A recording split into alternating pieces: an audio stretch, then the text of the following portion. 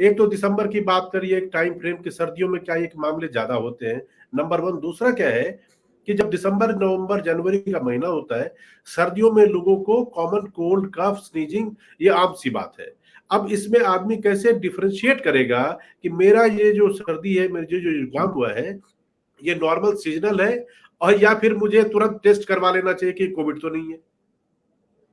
देखिए रंजन साहब, ये बहुत अच्छा सवाल है आपका। तो पहले बात करते हैं कि दिसंबर जनवरी में या अक्टूबर नवंबर में केसेस क्यों बढ़ते हैं। तो ये वेदर चेंज का मौसम होता है, इसमें नॉर्मली दूसरे भी जितने रेस्पिरेटरी वायरसेस हैं उनका इंसिडेंस बढ़ जाता है, चाहे फ्लू हो, इन्फ्लुएंजा हो, या इन्फ्लुएंजा लाइक अदर इलनेसेस हैं, रेस्पिरेटरी सिंसिटिव वायरस है, इवन निमोनिया के केसेस बढ़ जाते हैं, जो बच्चों में खास करके कोल्ड कफ ज्यादा होता है। तो वायरल फीवर और वायरल जो इन्फेक्शन है, स्पेशली अपर रेस्पिरेटरी इन्फेक्शन, बहुत निमोनिया वगैरह के चांसेस कम होते हैं, बट अपर रेस्पिरेटरी इन्फेक्शन काफी बढ़ जाते हैं। तो ये वेदर के लिए फेवरेबल होता है। वेदर चेंज में ऐसे इन्फेक्शन होते हैं, बहुत कॉमन है।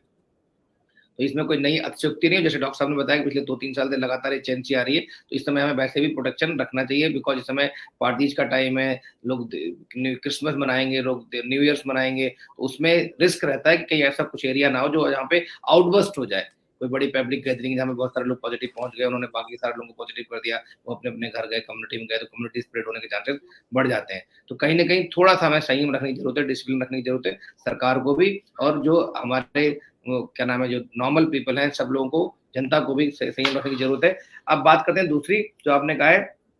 कि इसमें डिफरेंस कैसे करेंगे। एक होता वर्ड, जैसे मैंने बोला था ILI, इन्फ्लुएंजा लाइक इलनेस, जो इन्फ्लुएंजा लाइक इलनेस होता है, उसमें क्या होता है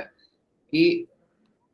जो उसमें नॉर्मली सिम्टम्स क्या होते हैं, कॉमन कोल्ड होता है, कफ होता है, फीवर होता है, गले में दर्द होता है, थकावट होती है, और कभी कभी नोजिया, वॉमिटिंग हो सकती है, या वीकनेस हो सकती है। तो ये सारे symptoms ILI, influenza like illness के होते हैं। इसमें मेन बात क्या होती है कि इसको आप डिफरेंशिएट क्लिनिकली नहीं कर सकते।